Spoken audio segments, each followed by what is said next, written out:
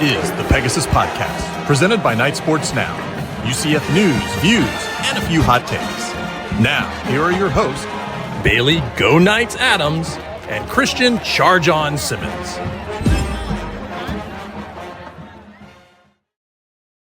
Welcome into episode 241. Be sure you're following us on Twitter at BaileyJAdams22, at @ByCASimmons, at Night Sports Now, and at Pegasus Podcast. You can also email us at PegasusPodcast@ksn@gmail.com.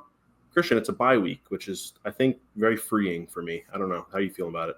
Yeah, it's so funny because I used to say that the worst thing with UCF losing would be when a bye week was right after, because then you have to sit with the loss for, 2 weeks versus one. And the losses are just so common now. I'm just kind of like, cool. I don't have to watch them lose again this weekend. I'm actually very excited to just watch a slate of college football this weekend without having to deal with UCF, because it's been a while since I've been able to do that.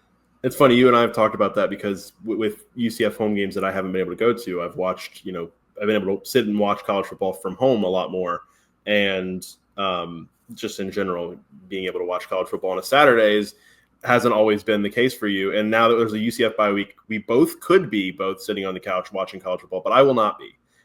It's my mom's birthday on Saturday. Or not Saturday.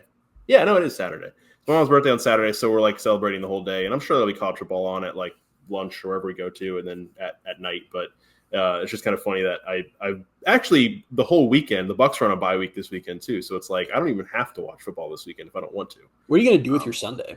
Like, do you even know what to do with your Sunday if there's no? I mean, the Bucs just played on Monday Night Football like last week, so you have recent practice. Yeah, that's good. Yeah, but I feel like you're just mentally getting ready. Yeah, that's true. No, this Sunday I really don't know what I'm going to do. I kind of want to watch all the games probably, but I don't know. I could also not. I don't know. We'll see. My Sundays are so freeing since I don't watch the NFL. Excited that I don't have to watch UCF this weekend. It's so funny. Should we also, speaking of you going and not going to games, should we talk about how I think I might have convinced you to go to the Utah game with one sentence last night? Yep. So you were, after assuring me you would go to the Utah game, you understandably began to have second thoughts after UCF continued to be a horrible football program this year. And I actually brought this up because I want to repeat it on the podcast because I think it's a good point. We talked about on the pod last week or 2 weeks ago about how that crowd for that Utah game, if they lose to West Virginia, is probably going to be pretty abysmal when there's no bowl game on the line and it's Thanksgiving weekend. It's probably going to be and that's in a while. That's the first time I thought about not going to the game. So you almost originally you brought that up and almost made me not go. So. I'm just toying with your emotions here by accident with what to do on this game. But the reason I want you to go to the game and the reason I'd like all of our listeners to go to the game and spread this to all your friends and relatives is it was the realization that is going to be RJ Harvey's last game as UCF Knight. And the thought of his senior day and his last game ever in a UCF uniform being this pathetic half-empty stadium crowd made me so genuinely sad. It felt like my chest was collapsing, and I just don't want that to happen. So don't go for Gus because he doesn't deserve it. Don't go even for the team as a whole. Definitely don't go for Terry Mahajer or whoever. Go for RJ Harvey. He deserves to have a good crowd for that last game. He does. It's senior night, and there'll be a lot of seniors, but it's RJ Harvey. He's the senior. Yep. He's that everybody senior. should be there. Best UCF player since Mackenzie Milton. Did you ever imagine at any point in this offseason that I would have to be pleading for fans to go to the final game against Utah, the Black Friday Fox primetime game against Utah? I had seen some people talking about that today. That was like they were like, remember how not that long ago we were so hyped for this game, and now it's just probably going to be a meaningless game. 2 months ago, we were like, hell yeah, that game's going to be amazing. Huge game, Big 12 title implications, going to be a great crowd, great showcase. And now half the people are probably not going to go. And the other half of the people are like, I really wish I didn't have to go to this game. And UCF's on their fourth quarterback of the year, and Utah will be on their third because now Cam Rising's out. Then they went to, I don't remember all the names. They went to the number 2. He played 4 games, then got benched for number 3. Number 3 made his first start on Saturday, and then he got a season-ending injury himself. So they're going back to the previous guy. At least Utah has played a bunch of quarterbacks for like the normal reasons a team would play a bunch of quarterbacks, which is, injuries happen. Not UCF of just being like, we really have no idea what we're doing here. Let's give the entire room a shot at varying points and just kind of see what happens. Then realize at the end, the best one was the one we considered the least. Whoops. What a stupid few years it's been, to be just quite honest and quite frank about it. It's just been dumb. UCF football has not been enjoyable since 2019. It's been this pretty frustrating stretch of not a lot of good things happening, and the good things that do happen being pretty far between each other. I mean, they beat Florida in 2021. That was really cool. What else has happened? So 2021, it's weird because there have been little fleeting moments of it. Like 2021, and we talked about it on the podcast, was Gus's best coaching job at UCF because of all the injuries. They won 9 games. They beat Florida. But still, for the most of that season, it wasn't overly enjoyable. Like they were playing with a banged-up team. Like it only ended up being framed more so as this enjoyable year or this big year because they beat Florida in that game. Because remember, they were really mad a lot of that season. It just the Florida game really covered it up. I mean, remember really, how the USF game went? Yeah. Like, it was horrible. And then they beat Florida, so it's like, oh wow, what a year. But then 2022 happens, and they had the loss to ECU, which kind of killed everything. But then they had that little stretch where they beat Cincinnati, Memphis, and Tulane, and we're like, wow, this is great. UCF's back on top again. And then they lost to Navy at home. So like, 2022 is the most celebrate infuriating for too long year ever because don't forget, you left out they started 5-1. Yeah, and it was like, oh, UCF's back. They're going to host game day. This is great. Then they lose to East Carolina. Then everyone's mad. Then they have the 3 wins. They're so back. Then they lose a bunch of games. And it was like, all right, they lost 5 on the season. This era has just been, I don't know. It'll be fun whenever the Malzahn era is over, hopefully in a month. And if not, sometime next year when he gets fired, to look back and just be like, what was your favorite memory? Was it the close loss to Navy that cost you hosting the AAC title game? Was then going to the AAC title game 2 weeks later and being terrible and burning Tommy's red shirt while doing so? Was it which 5-game losing streak was your favorite? There are just so many great questions we'll be able to ask.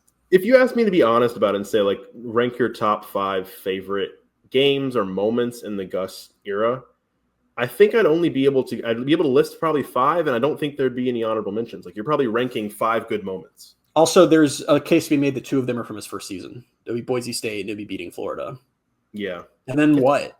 This will be, I don't know why we're doing this. This is not the podcast. This is not what we came here to do. We'll do that whenever he does leave, whenever that happens, and whether it's in a few months or in a year.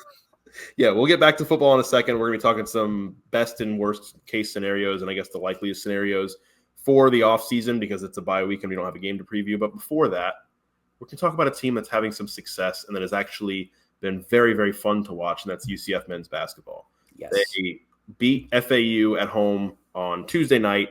100-94 was the first time they scored 100 points in regulation in a game since 2014. They're 3-0. This week before that game, they received 20 votes in the AP Top 25 poll.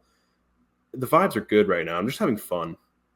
Yeah, that's honestly the main thing is well, it's sort of the opposite of what I tweeted because I said yesterday I forgot how intensely stressful UCF men's basketball games are, and they still are, but they are the medicine the fan base needed right now. They are stepping up in such a huge way to just be entertaining. I can't wait to get to a game this year. The atmospheres have looked so fun at home. The student section is super into it. Lots of fans are going. And listen, I don't want to get overly hyped about 3 games in a 30-game season, but they've looked really, really good through 3 games. They've looked like a team that, honestly, what you want to see from a team that's more than just a fluke or that is a tournament team is a team that can take hits and come back. And they've done that. They've overcome slow starts in all the games. That needs to stop. They're not going to overcome all 3 of them. But literally all 3. What were they down, like 7-1 or something like that to FAU early? But 10-1, I think. 10-1, yeah. But it's just they stick together and they fight through those moments. And that's so surprising for a team that's largely made up of faces that weren't here last year, that they've gelled together that fast. And when you've got 3 guys scoring 20-plus points in a game and 2 of them are new to the team, it's just everything is clicking right now. And I just can't say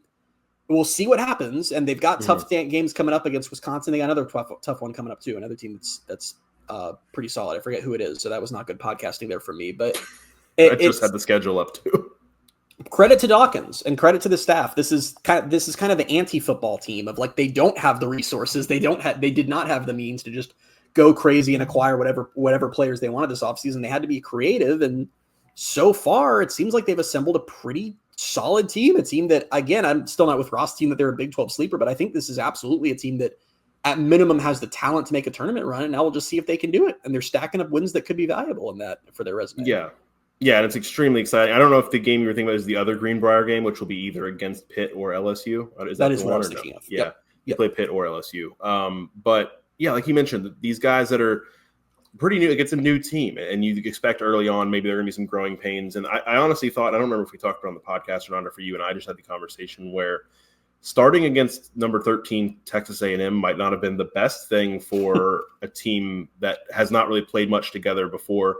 And it was, I guess, I don't know, it was preseason, but it was a little nerve-wracking to see them get dismantled by Georgia in the exhibition game, and then we'll turn right around and have to play A&M at home. But they beat A&M. Then they go and honestly had to fight for that game against Purdue Fort Wayne, and then had to fight off what I think is a good FAU team. Yeah.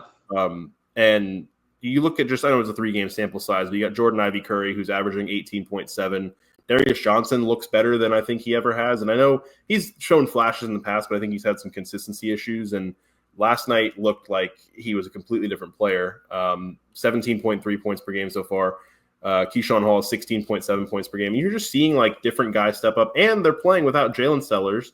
I know that Mikey Williams' name gets thrown around a lot. I don't know, given the crop of talent they have right now and the way they're playing, how much Mikey would be playing. But yeah, it's just that they came into the season with some injuries, and it just hasn't mattered so far.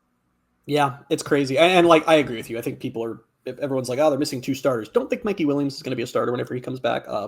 He is a big name and will be good for the Instagram clicks and all that, but I don't know if he's one of those guys. But yeah, I when Sellers had that injury in the exhibition game and went down, I was just like, well, we're going to have to recalibrate. And I guess in the wrong direction, because things haven't been worse than I thought they were going to be. They've been better. And I do want to, you just said it perfectly, but I just want to say it too, so that my take's out there as well, so I feel included. But Darius Johnson, what the hell happened, man? Why is he he's never been bad. There's a reason he's been starting for UCF for years now, but he had that really strong freshman season, and then his narrative just kind of became he just never could be consistent enough to take it to the next level.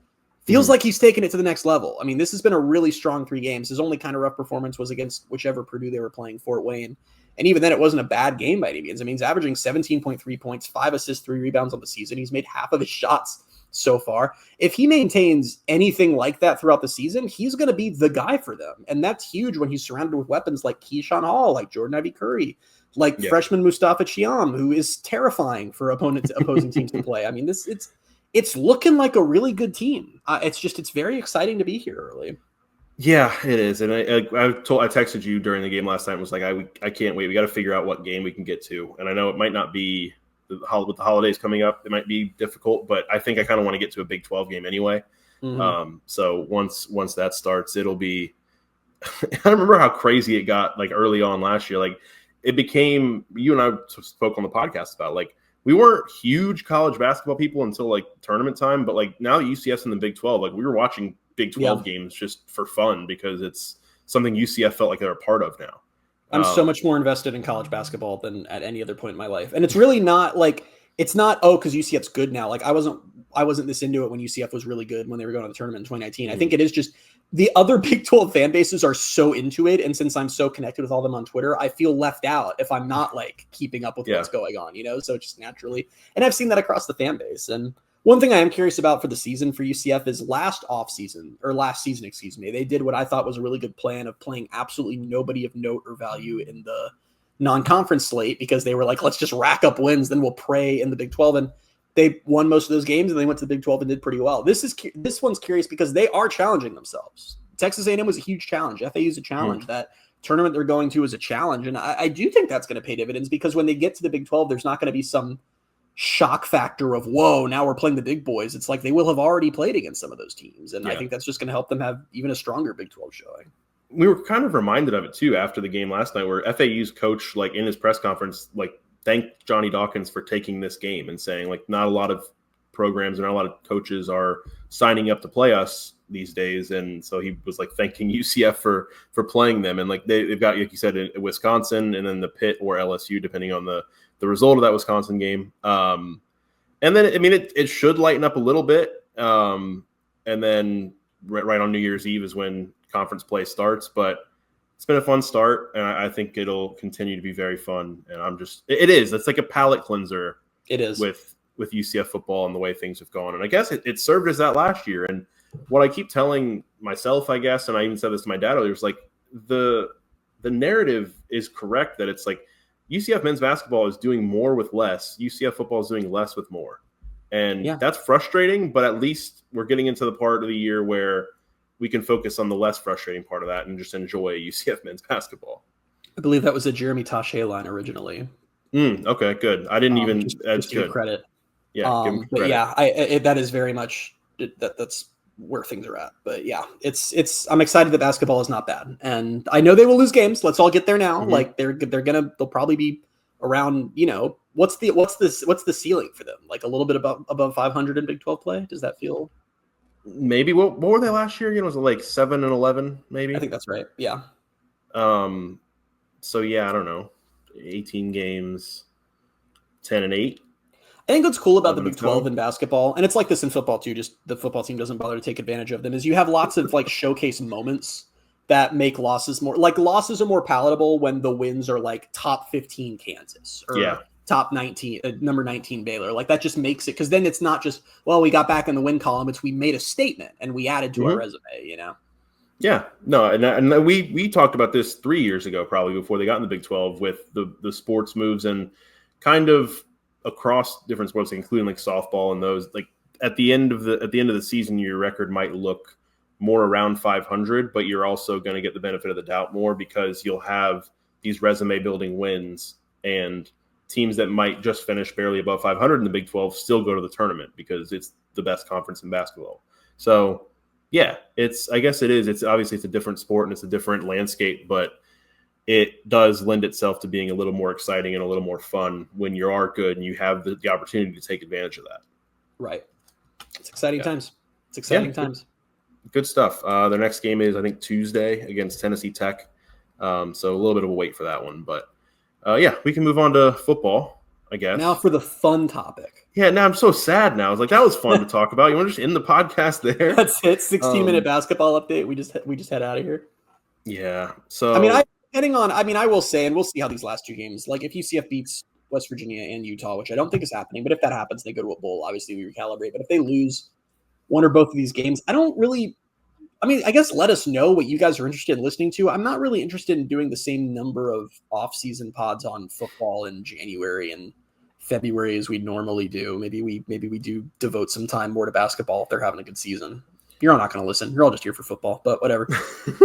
I know this is the dumb thing to say as a podcaster, because I appreciate everybody that listens, and those of you who just listen for football, it's great.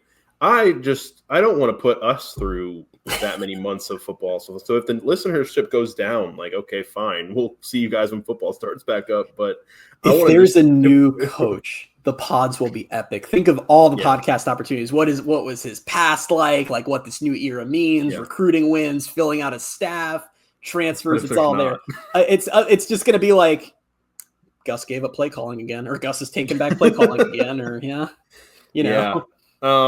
And here, that's what we're here to talk about, basically, is what the off-season scenarios might be. We've done a couple of these podcasts, actually, for in-season, like what's the best and worst case for the actual results on the field. This is more off-the-field stuff. And do you want to start with the worst case or the best case? Let's start from most likely to least likely. Okay, let's do that. You take the lead then, because I don't even know what I think is most likely. I know that was just a mind trick. I wanted to see what you were going to say. I wanted to see where your head was at, and then you immediately pivoted to me. We can start with worst case. Okay. So what I have written down on the outline here as the worst case is that Gus stays and basically replicates last offseason. What I mean by that is takes play calling back, goes, and I don't know about the defensive coordinators, but I don't think he'd do that garbage again where he half hires a new defensive coordinator that's just one of his friends and demotes Addison again. I don't think he goes that route again, but takes back play calling, goes and gets a portal quarterback who may or may not be good, but is a name, kind of builds up the roster in a way where he comes into next season talking up the roster as if it's a Big 12 championship contender, only to fall flat on the face again. Like I just don't. I would rather, if he does stay, which I don't want him to stay, if he does stay, I would rather. I don't know. I don't even know how you sell it. We've talked about this a million times. How do you sell it? Because I would say I'd rather him sell it as we've got some building to do, but I don't think he's going to be here long term, and I don't want him here long term. Yeah. So he can't. He, as a coach and as somebody who hears the noise and understands the job, isn't going to say, "Yeah, we're in a rebuild," because he doesn't have time for a rebuild anymore. So I don't know. But if he does what he did last offseason, that's probably the worst case scenario to me. One of the ideas that I almost pitched for this podcast, because we were trying to figure out what best way to make use of the bye week, and I just decided it would be too silly, was let's have a debate on whether Gus should stay or not. And I was going to play the role of a big Gus fan just because I thought it could be kind of a fun thought exercise to if I You didn't even tell me about this. No, I did. Because I decided it was dumb. I was like, I don't want to have a podcast out there where it's not actually my opinions, but like, and I would have been upfront. I would have said, I don't believe this, but let's have the debate and see how it goes. But it's funny. And part of the reason I never even told you about it is I'm thinking about it and I'm just like, I really don't know what arguments I'd make for how, like, I'm struggling. And that's unfortunate because I still think the most likely scenario here is he is the coach next year. I think that's probably the way things are going to end up just because for the millionth time, as bad as things are, I don't believe UCF has the financial resources to remove him as head coach. So it would have to be cutting some kind of deal, him deciding to walk on his own for cheaper money. I don't know. And I just don't see that happening. But that's what's so frightening about where we are is the one thing you can hold on to is risk, is they found their guy. And it's always better to be excited about a season when, you have your quarterback, but it's not like they found their next Milton. I haven't seen Risk play and been like, I think he's the next UCF superstar. And also there's still a decent chance that you'll get to whenever the next portal window is, April, and Gus will be like, oh my God, I found this guy who goes fast. And I think he should be the guy. But as far as the worst case scenario, I don't think that you're going to ever see an exact repeat of last offseason for good reasons and bad reasons. Bad reasons being there's no way they'll have that many booms again. I don't think the recruiting is coming back in the way it was before. And that was a big part of last offseason. I agree with you that I don't think we're going to see another Ted Roof-esque hire. I do think the staff is going to get blown up if Gus stays. I think everyone kind of knows that's coming at this point. That probably means Addison moving on. It probably means position coaches either choosing to move on or being told to move on. But there are a couple things that just from what we've seen from the Gus era so far, I do think could easily be replicated from last offseason in a worst case scenario. The first is going heavy in the portal. We are sitting here on the outside and saying we don't think we like that strategy. They clearly just don't like what they have on the roster from a high school recruiting perspective, which is why they keep doing this. And also, let's not forget that when you're a coach on the ropes, which is what Gus would be going into next season and things aren't going well, what those coaches all do is mine the portal like crazy and just try to find guys who can come in and make an impact right away. So I think we might even see that accelerate to make up for how recruiting is now declining. And the other thing that I think you will absolutely see that we've seen in every offseason from Gus, he has had 4 seasons at UCF. In all 4 seasons, he has talked like they are going to be way better than people think, and they might win the conference they're in. He did that in 2021, in 2022, in 2023, and 2024. And I've thought at times it was an act. I've thought at times that he believed it. I think this was a year he really believed it. I think he believed it last year too. And I have a hard time seeing him going into next season and saying, yeah, we'll see what happens. We're just hoping to get back to a bowl. I think he's going to bring in all these players and get hyped up like he always does, bring in new staff, probably announce he's taking back play calling or something, and do the same thing and hype fans and say, I think we've turned it around, and they'll be 5-7 or whatever. And we'll get that same line because what he loved to say about this portal class that they brought in is these guys have played a lot of football. They've played a lot of football, and it's because he's been getting these 4th and 5th year guys at whatever other schools, and they've played a lot of football. And I think some of this transfer class, I kind of want to maybe that's a future pod, just kind of going back and looking at maybe not each guy in the transfer class, but some of the hits and some of the big misses in the transfer class. Because I think there have been some hits, but yeah. Yeah, and I want to clarify, I'm in no way – first off, I always loved when he would say about some guys, they played a lot of football. We need to differentiate between having played a lot of football and having been on a football roster for a long time. Or having played a lot of good football. Also important, but I don't want to act like I'm advocating for they better never touch the portal again. They should be getting a lot of portal acquisitions. It's just the frustrations for this season where we're going to portal recruit over players we have on our current team, who those current players ended up being good in their own right and could have just played. There have been great guys that got out of the portal. There have been guys like, Jacoby Jones is someone that got out of the portal. He's again a guy that didn't play for the first half of the season, but he's a guy they got out of it. Let's not forget that Kobe Hudson is a portal acquisition. RJ Harvey's a portal acquisition. I'm not saying don't go to the portal. And even just in this class, Deshaun Pace was someone who played really well. But it's not perfect. They do need to hit the portal, but it's just, I hope that we don't keep seeing every year they're in this cycle where it's just they have to completely restock the team through the portal. And that doesn't work. It's not working for anybody. It's how Florida State went from 13-0 to probably 1-11. That's how that happens. And it's just not sustainable. So they need to get away from that. But I don't see that happening because I think that's how you try to fix a bad situation, is to bring in a ton of new players. So that's the worst case scenario, is all of that happening. Let's go to best case, and then we'll talk about maybe what I think is somewhere in the middle. Which we touched on a little bit there. But best case, I think, is very clearly and easily to say it's just a new coaching staff. It is getting what and it probably, I guess, if you're talking best case scenarios, it is sitting down with Gus and lowering that buyout the best you can because you don't want to have to shell out all of that money, and I'm not even sure they have it. But getting him out, kind of just cleaning house, and you get with all of that, with getting a new head coach, and it depends on who it is. Obviously, I don't want another retread, or there's certain coaches out there that I wouldn't want. But assuming you get, not I'm going to say the right guy because time will tell if it's the right guy or not. But say you get someone you can sell the fan base on and be excited about, and sell recruits on, you will get a little bit of a bump where it's like, okay, UCF's got a new coach. You'll get a little bit of national buzz just from having a new coach, and you'll get a big of a boost in recruiting because this new coaching staff will probably talk to the recruits that they've been talking to, or whatever the case may be. You can at least sell them on, here's what we're going to do, not Gus just being like, hey, I don't really know what's going on here anymore. Because right now to recruits, what do they have to latch onto at UCF other than their relationships with the coaches? And that's always going to be a thing with different coaching staffs, but that's the best case scenario. Yeah. And I want to be clear about that when we talk about why a change is probably certainly I can't imagine that like next off season, like when the calendar turns to 2026, I can't imagine a reality where Gus is still the head coach at that point. And the thing I want to make clear is I'm not saying that I believe that Gus is so inept of a coach that he can't turn this around and that there's not a way he can assemble a good team if there weren't factors against him. It's just that college football is to an insane degree, such a momentum-based sport and such a perception-based sport. And it is a sport where you are exactly what people think you are. You're no more, no less. And what we've seen from the last couple months has been more than the team being bad on the field. It's been the outside perception of UCF declining rapidly and the perception of Gus declining rapidly. It's been media doing their regrades from that coaching cycle and giving Gus a C-. It's been recruits just leaving the class in droves. It's been the main headline that UCF got national news for this year was firing Ted Roof. I mean, it's just, and all of that against him is why this isn't recoverable. It's not that I don't think there's not a roadmap where he could do things to get this program better eventually. It's just that the tide has shifted, and it is so hard to battle against that tide. And that's why, as we've said repeatedly in this podcast, it's probably time for a change. Yeah, and another one of those perception things, and it's happened a couple of times now on College Game Day, just for an example. It's like UCF's game will pop up, and I think it might have been, I don't know if it was Arizona or if it was Iowa State, but they kind of just, it must have been Iowa State, I think, or maybe it was BYU. And they kind of just like brush it along. They're like, oh, I don't know what's going on down there with UCF. That's probably, and then they all pick against UCF, whatever it is. And then it's just, there's nothing positive for them to say.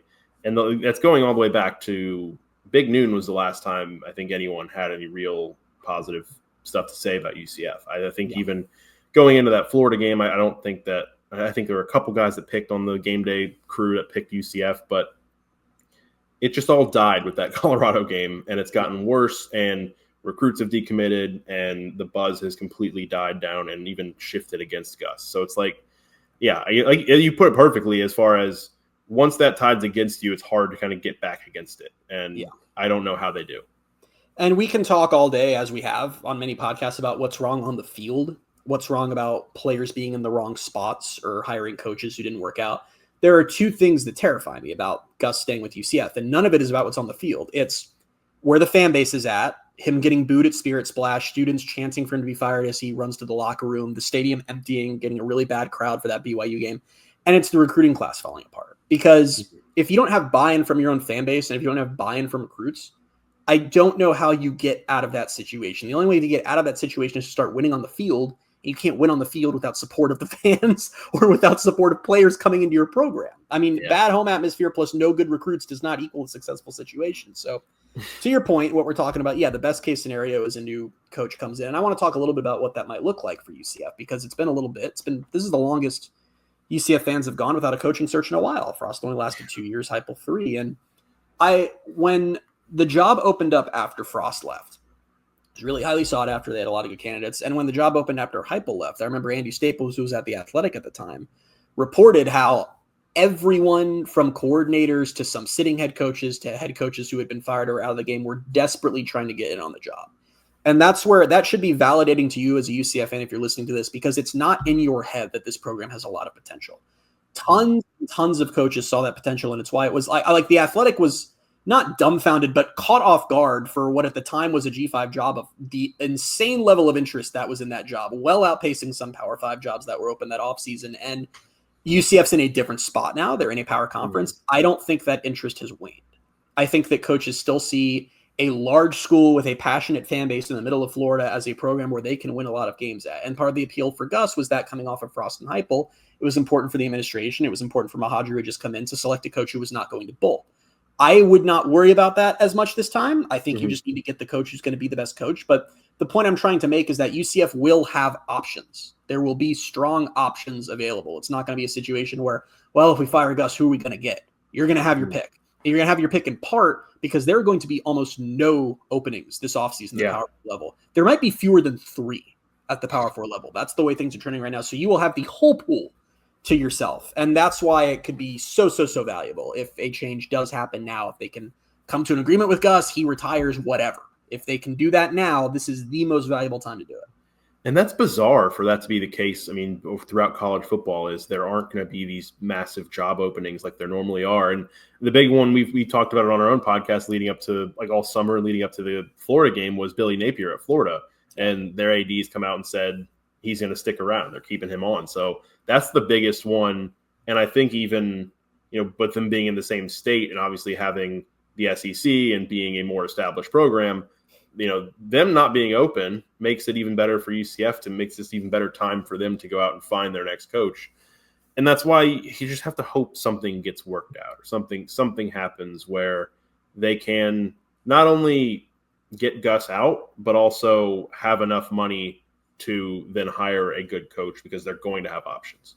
Right. And let me give a little college football lesson really quickly to our listeners who are not super in on, the more insane news of the sport. Because if you're listening to this and that's news to you and you're wondering, why are there not going to be any openings? It's not that all the ADs of the sport just became a lot more generous and caring and loving of their coaches. It's that the financial reality is changing. The House settlement is expected to be approved. The House settlement is expected to take effect at the start of the next calendar year or the athletics year, whatever it's called. So it'll be July 1st. What the House settlement does, if that's a new term to you, is it's going to allow NIL to come in-house. It's going to allow schools to revenue share with their athletes. There's going to be a cap. It's expected to be at around $20 million, maybe a little bit higher, that schools will now directly pay their athletes. Unlike all this nonsense we've had the last few years of no one knows what's going on, it's pay for play, but it's a secret, everyone's entering the portal all the time. Schools are now going to be signing their players to contracts. And it is going to be, it's not going to be that, we're yelling at the boosters because why aren't you giving SJ2E money so UCF can have a good team? It's going to be UCF athletics, UCF administration, UCF university is paying a player a 2-year, $450,000 contract that player is signed. That's the word we're moving to. And the reason there are going to be no coach openings this year, and it's why it also scares me for UCF a little bit and why if Gus does leave, it needs to be on the cheap, is all these schools now have to find $20 million to pay these players. And that's why Florida is not firing Napier. That's why Baylor is not firing Aranda. That's why a lot of these schools are holding off, because their goal for this next cycle is to get the money together to pay their players. What that also means is that the next coaching cycle for 2025 is going to be an absolute bloodbath, because you're going to have all the normal people who would have been fired, and you're going to have all the people who should have been fired this year who are going to be fired. So if Gus hangs around and UCF does this next year, which I really think is the farthest this can get, you're not going to have your pick of everyone because there's going to be 90 billion openings. So it makes it even more critical to try to get that done now. Yeah, no, it has to happen. It has to happen. And I don't know, like at this point with them being, what are they, 4-6? Yeah, 4-6. Yep. I don't know. I don't think anything changes whatsoever for anyone on a major level if they win these last 2 games and get to a bowl. Because even if they say they do that and they win the bowl and they finish 7-6, based on what they were selling this season as and what it looked like they could have done with the roster they have, if they had figured out a quarterback earlier and put some of these guys in the right spot, then it's not going to feel good. So like nothing's going to change in the next few weeks. So you just hope that that's being worked on. They're going to be able to find a way out.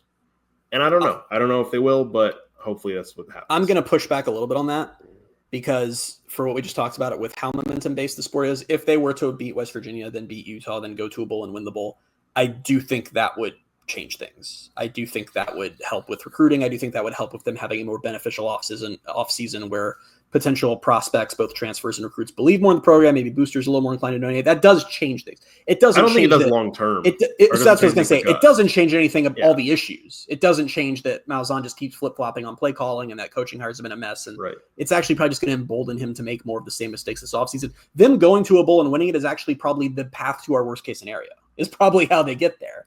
But yeah, but again, I don't foresee that happening. I don't think they're going to a bowl. I don't think they're going to be West Virginia. We'll talk about that more next week. They might, but I don't know. And Utah's no, pushover either. But if they get the best case scenario and they do bring in a new coach and a new staff, it regardless of who the coach is, unless it's just some nightmare hire, which I don't anticipate, it's a reset for everyone. And it provides so much more opportunity for the program because you have a whole different era of recruits who are now interested in you. You can go back to, you remember what the hype was like when Gus came in. That's not unique to Gus. That's what a new staff at a school with potential looks like. It looks like speeches about how that potential will be unlocked. There's nothing bad on their resume yet. There's no track record of losses or things that didn't go well. So all you're selling is upside. And that's how you make money. That's how you bring in recruits. That's how you bring in transfers. That's how you engage fans. And that reset is just needed for UCF right now. Recruiting needs a reset. The fan base needs a reset more than either has needed probably since 2015. And what did they do after 2015?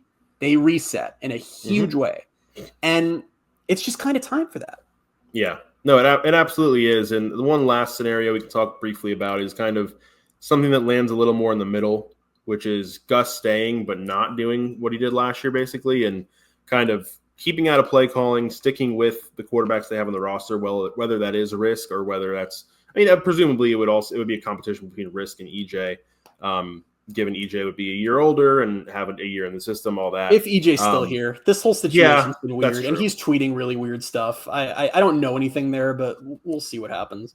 That's true, but and then even in that scenario, it's like, what do you do on defense? Do you stick with Addison Williams and say, all right, this is your job, or do you blow up the staff and say, all right, let's go get the best defensive coordinator we can get, and not just somebody who's okay with the situation of being a co-defensive coordinator with whatever the situation was there and distribution of task and all that.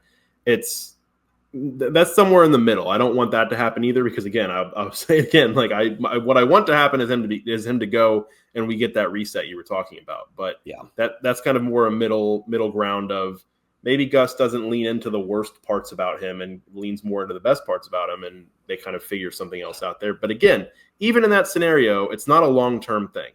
And I'm just ready for this to reset and have us with a longer-term vision. Yeah.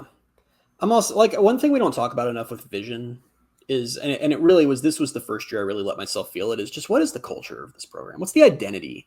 Like if there are a lot of programs that you can pretty clearly define their identity. Like you talk about Utah, even with all the struggles they went through, Utah's whole thing is they're a gritty defensive team that's physical and big and punches you in the mouth. And a lot of teams have identities like that. UCF under Frost and Heupel, they're this fast, spread out, crazy play, big play team with a ton of speed everywhere. And I don't know what the identity is of this team. I wouldn't know how to describe it to anyone. Is it just Gus? I don't get it.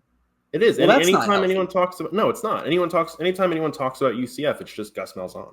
Yeah. And I don't like that. Never really have, but it's easier to tolerate when things are going well. When it's not, it's just everyone talking about, oh, Gus Malzahn. It's more, they're talking more about earlier Auburn Gus Malzahn when he was the OC and early as a head coach. And yeah, I don't know. And I don't think we talked about it on the podcast, but I think it was Shaquem Griffin was quoted recently as saying that the team's culture is not good. And that's like, the guy, the culture guy, and, UCF Hall of Famer now. And him saying that is not good.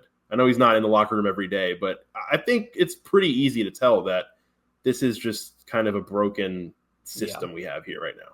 And I do want to say that this isn't a situation where the Malzahn staff didn't come in and inherit some insanely great culture that they had to just keep going. The culture was bad under Heupel. Mm-hmm. I mean, that was the number one issue with Heupel, and we heard a lot of stories. We heard more after he left about how bad it had gotten, and things were really a mess in the locker room. Players were at odds with each other. So, I don't think that was the case early in his tenure. I don't think this is a toxic locker room situation like what they had under Heupel. I think it's more just the team itself and what they're recruiting towards and what they're building towards. I'm just not seeing it. And I think that's part of why you start having a harder time recruiting, when you can't even really articulate to the type of players you're going after why you're going after them, Yeah. And as far as this sort of middle case, I have a hard time seeing Gus fixing the things he does wrong, because he's been doing them wrong for 10 plus years now. I mean, we talked about the Auburn article from 2020. I don't think that after a full career of flip-flopping on play calling, he's going to randomly come to a resolution on that. I mean, he did this repeatedly at Auburn. He's now done it repeatedly at UCF. I don't see anything, because it just seems like when the going gets tough, regardless of the situation, he's just ready to flip his decision there. And that's always going to be the case. And it seems like, whenever he flips to I'm not calling plays, how much is he really not calling plays? We still don't really know. He suddenly had a play sheet in the second half. That was pointed out on Twitter. I missed that before we did our post-game podcast. He was just walking around with his arms crossed in the first half against Arizona State. Second half, he has a play sheet. I don't know if he was just like, let me follow along. Probably not. I doubt it. But I don't think he's capable. I don't think he's capable of keeping his hands out of it. No. And listen, I get it, because if you're Gus, it's kind of like, and we talked about this when he gave it up the first time, even though I was in favor of it, and I still think it was the right call, is I think for him personally, how he got here was successfully calling offenses. That's what made him a millionaire. That's what made him a name in college football. Mm-hmm. And if you say you can't do that anymore, what can you do? I feel like it's sort of the thought process for him. And I don't think that was the right way to look at it. I think he was enough of a name and valuable enough to move into that CEO role. But I think for him, he just can't stand watching someone else call his plays and run his team's offense. And it's just, he has a full history, a full 10 plus year history as a head coach of not adapting. So I don't know why we would think he's now going to magically adapt this offseason. He's going to do the same stuff. Which again is why he needs to go. If he's not, he has proven that he's not adaptable and that he's not going to change. It was Kenny Dillingham, right, that said, he's going to fit. If he's got a round peg, he's going to fit it into a square hole or something like that. Yeah, he said if he's got a round peg in a square hole, he's just going to jam the peg in until the hole turns around or something like that, which is really, really, on par with. For him to say that too, like he was like, "Oh, Gus is Gus. He's got his ways." And like he's saying it like, "Oh, he's just that's who he is." It was he wasn't an insult. It was like an endearment. No, I know. And all of us were like, "That's awful. Like, that's horrible. Like that's really bad." Yeah. Oh, it's bad, but yeah, hopefully we'll get some sort of resolution on this, after the Utah game. I don't think, like you said, I don't think they're going to make a bowl game. I think they're probably losing to West Virginia. Maybe they do beat Utah, but a bowl game just doesn't seem likely. And hopefully, usually things move pretty quickly after the season ends. So we'll see. But anything else you want to hit on before we get to the news? Yeah, I really think he's going to be the coach next year. I just don't see I don't see the money, and I don't see his motivation. So, well, which, like I said, if a school had agreed to pay me more than $5 million, if any employer had agreed to pay me more than $5 million a year, and they have to pay me $12 million to go away, I'd be like, "Where's the check?" I would. So I'm not going to overly fault Gus for since I'd probably do the same thing in his shoes. But it is frustrating that we're a program that obviously is near and dear to us since we do this podcast, and near and dear to all of you, our listeners, is just sort of in the hands of what one guy wants his legacy to be. And that's a disappointing spot to be in.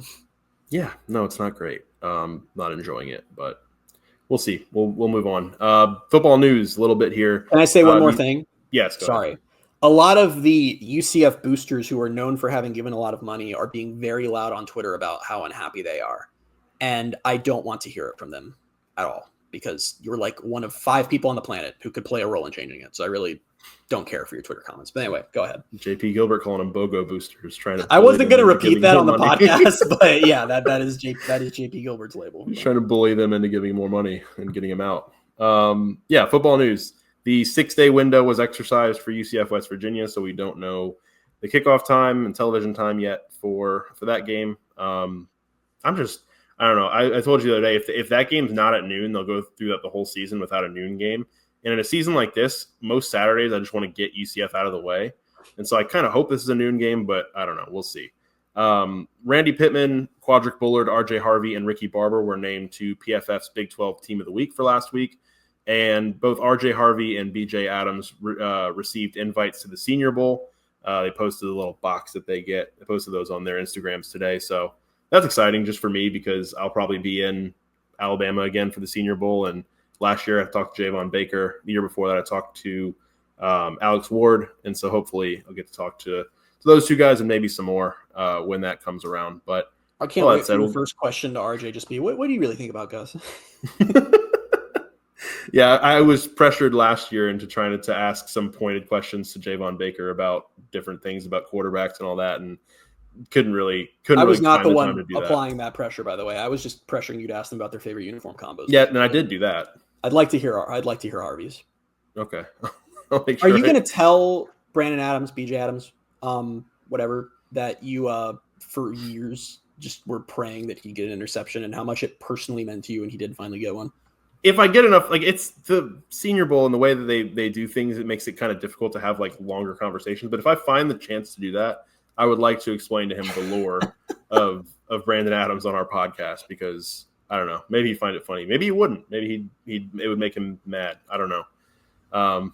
But we'll move on. Game of the week: UCF women's basketball is playing on Saturday. They're 2-0 so far. They are 1-1. They're playing against Stetson, who is 1-1. Although Stetson plays tonight against a school I never heard of. But that will be on Saturday at 4. No game for UCF football because of the bye week. So go out and support UCF women's basketball. Emily Rodriguez is very good. She is the freshman, and she's averaging 15.5 points per game through 2 games. Had 13 against Iona, 18 and 7 against Marquette, and they've looked pretty good, pretty fun so far for UCF women's basketball. So we'll see how they continue their start. With all of that, tweet of the week. Tweet of the week. A little different this week. We're going to do post-game athletic director comments of the week. And they are going to be given to none other than Utah athletic director Mark Harlan. Congrats, Mark, on winning first ever athletic director post-game comments of the week. So if you didn't watch the BYU-Utah game because you, like me, fell asleep at halftime, it was a little contentious towards the end of the game. Utah thought they had won the game by sacking BYU's quarterback in the end zone, but then there was defensive holding on the play. Let me preface this by saying that the announcer for the game called out that was defensive holding before the ref threw the flag. And everyone who has watched football agrees that it was very clearly defensive holding. This was not, we've seen games end on phantom calls, not a phantom call. So just go into these quotes, which you've probably already seen with that context. Mark Harlan out of nowhere said, "I'm giving a post-game press conference to the media," which is always a good sign when an AD decides to, with no prep, impromptu, speak to the nation. And what he said was, "I've been an athletic director for 12 years. Again, always a good sign when you start with your resume. Typically means great comments or follow it. This game was absolutely stolen from us. We were excited about being in the Big 12, but tonight I am not. We won this game." Again, they did not win the game. "Someone else stole it from us. I'm very disappointed. I will talk to the commissioner. This is not fair to our team. I am disgusted by the professionalism of the officiating crew tonight." So I have several thoughts on these comments. The first is that those are the quotes you get if you grabbed like a random fan from the stands of a game and were like, "Would you like to give a press conference?" And I cannot believe that they came from an actual athletic director. The extra funny part of this is the backdrop of, we were excited about being in the Big 12, but tonight I am not, because if you haven't followed real lineman a ton, you know that Utah was the one team that didn't want to come to the Big 12.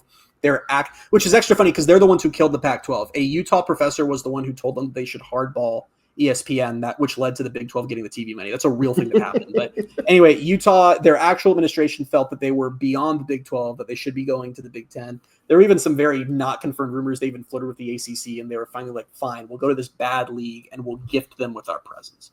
Have you enjoyed the Big 12 1% less because Utah has not been a factor this year? No.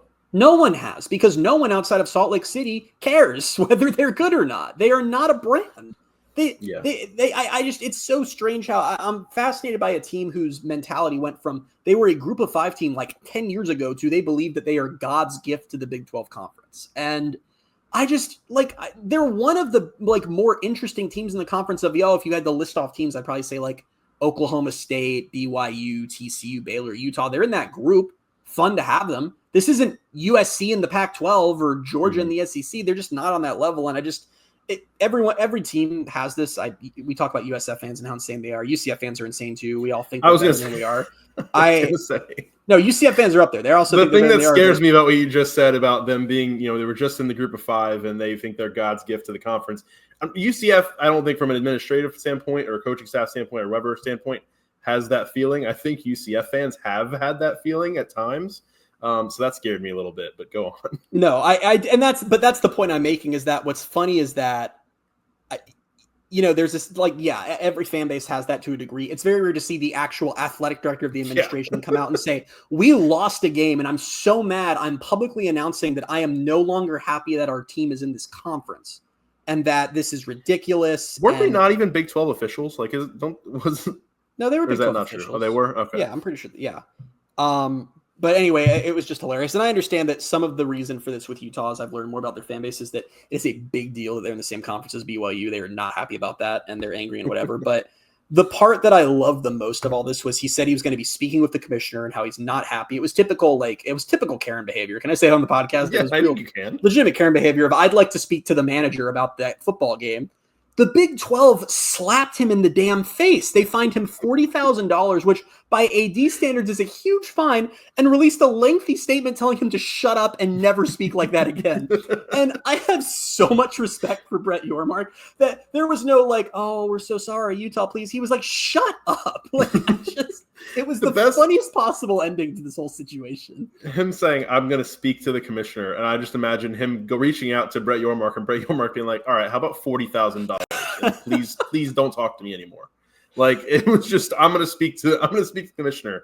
All right, we'll speak back to you. Here's a $40,000 fine. The chain of events was Mark Harlan goes to the podium and acts like he was drinking in the student section all game. Then Big 12 drops a $40,000 fine and says, don't ever talk to me like that again. And then Mark Harlan posts a statement saying, I am so sorry for having said the things I did. And hopefully this is a lesson for Utah that no one outside of their city cares about them in the Big 12. They could go leave the Big 12 and it probably wouldn't matter. Stop acting like you run the league. No one cares you're here. That is the takeaway.